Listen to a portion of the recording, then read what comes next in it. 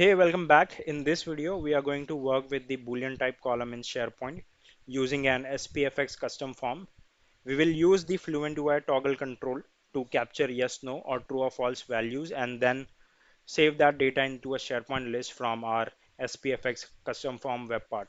So this is the part 8 of this series, the custom form series in SPFX.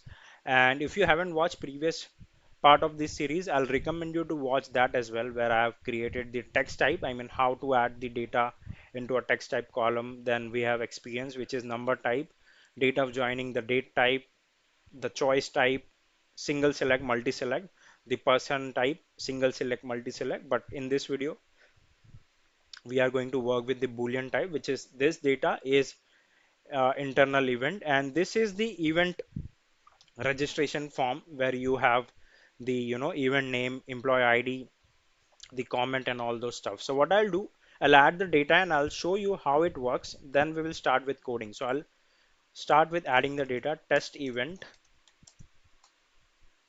18th April, employee ID, I'll add some random ID.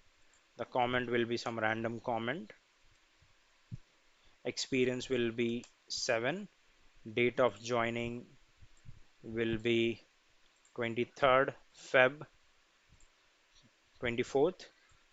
Event type will be training, skills React, SharePoint, Azure, and referred by will be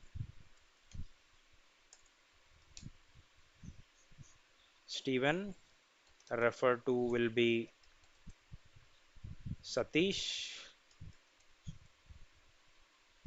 Reena. So this is the internal event, which is Boolean type, and if I don't select anything, like if I don't do it as yes, then it will be false. But in this case, like if I have selected as true, it will be true, or you can say yes. And now if I click on register event, it will say the event registered successfully. If I go to my list, which is this list, event registration list, if I'll go to bottom, you can see the data has been added, like it is yes. And same way, if I don't select anything for is internal event, it will be like nothing here, like this only. So that is what going to be. And if I select yes, it will be a checked value here. So what I will do, I will go to the code and I will stop with gulp serve and I will close this. Same way, I will close this also and I will go to my file or folder. Here I have created inside this, and there are some of the projects which I've already created. If you haven't watched this, I will recommend you to watch that as well. But for this project, we have this SPFX event registration. I have to open this and I have to do the open with code, or what you can do, you can do the CMD here, and here it will be code,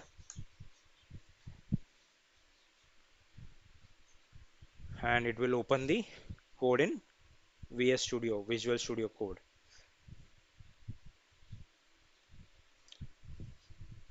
And here I have this event registration where I have all the logic and code written. We have to use this event registration TSX only.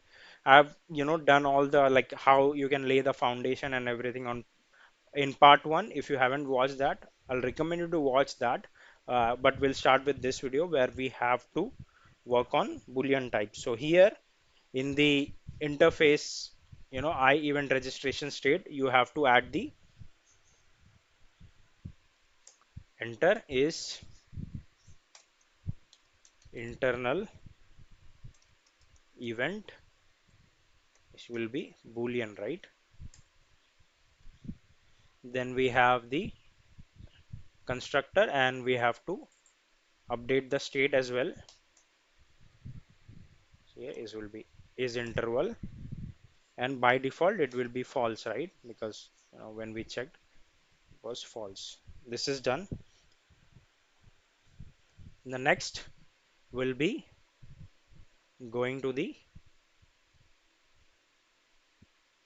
all the fields that we have added. So after this people picker refer to, you have to add this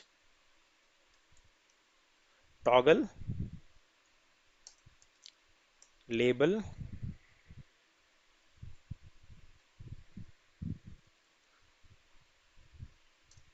is internal event checked.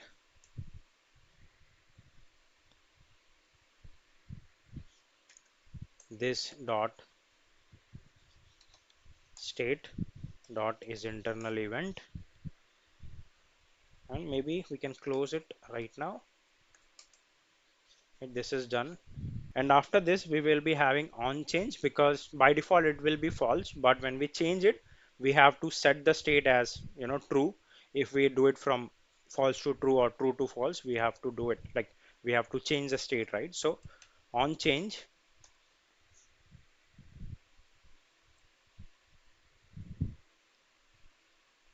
underscore comma checked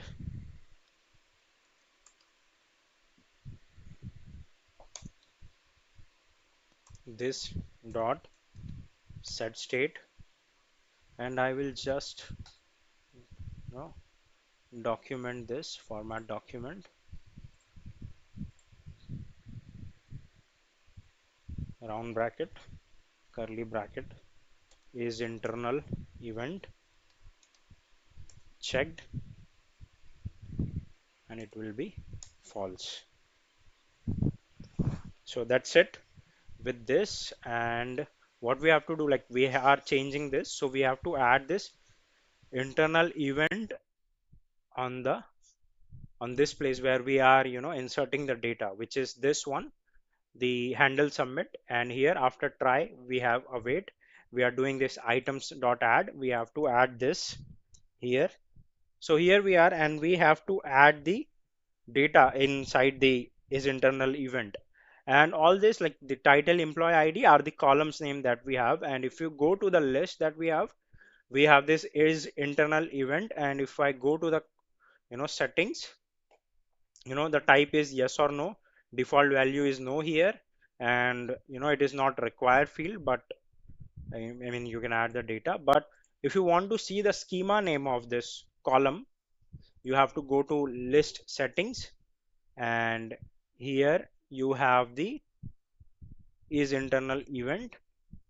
So from here you'll get the schema name, you just have to copy this, you have to go here, you have to paste it, and this dot state dot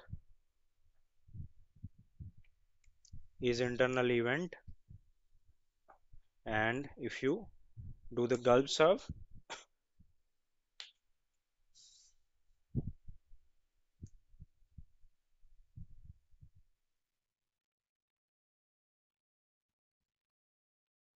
will reload.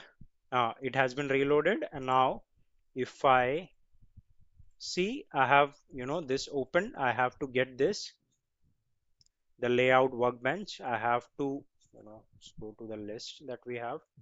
I have to create the duplicate, and after this I have to just simply paste it, and if I enter this, I will get the web part here, which is event registration. I'll add it, and here we have is internal event and everything. Let's add the data, some dummy data. So I'll add test event 18th April dummy event. Then we have employee ID. I will add maybe TES 123 something. Comments, we can add some random comments, and then experience will be 5. Date of joining will be 2022 random date. Workshop skills, we can add SPFx, not SPFx, maybe Azure Power Platform and SharePoint, referred by Reena, referred to Satish. And if it is internal event or not, for now I'll do it as yes, it is internal event, and I'll click on register event and it has been registered successfully. If I refresh this, and if I see here, I have the data added and it has been added. This is internal event as yes. And if I don't select anything here, like if I keep it as, this as no, it will not add this, it will not check the value for internal event is internal event. So that is what going to happen. So that is it with this video. I hope you learned about the Boolean type of column in SharePoint when you are working with SPFx. And I hope you enjoyed this video as well. And if you really did, please subscribe to my channel. And I'll be back with last part of this series where we will work with the lookup column. So stay tuned. Thank you and bye.